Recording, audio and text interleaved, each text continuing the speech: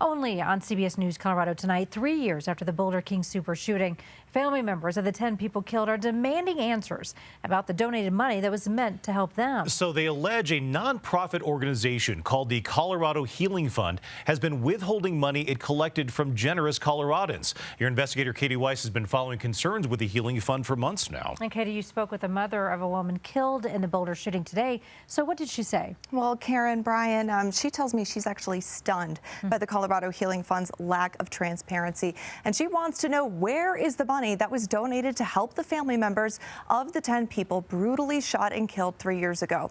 As if losing her daughter wasn't enough, she says having to fight for money that was supposed to go to her all along has only made the healing process that much harder. She was my firstborn daughter. She was going to be 50. She was my best friend. Star Barkowiak's daughter, Trelona Barkowiak, was one of the 10 people murdered at this grocery store in Boulder 3 years ago. One of the best people you could ever meet. She was a wonderful person. She and the family members of the other 9 victims have joined forces, issuing this news release today alleging the Colorado Healing Fund has withheld donations from them, won't release copies of its audits, or tell them when is the next board meeting or if victims' families can address the board in that meeting. Questions that were being asked were, what is the real-time account balance? They couldn't give that to us. It's so blatant what they're doing. Their transparency is nothing. But the head of the Colorado Healing Fund says his organization is transparent, pointing to regular reports like this one on their website. The report from June says about $4.8 million were donated to help people affected by the shooting, and about $3 million was handed out to victims' families and people impacted by the shooting. There's still more than $620,000 yet to be distributed. Victims' families say those numbers are old, and the report should be more detailed for better transparency.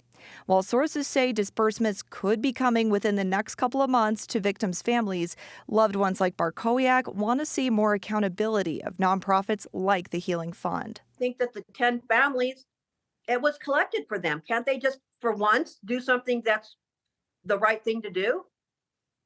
Instead of stonewall and staying, not telling us anything?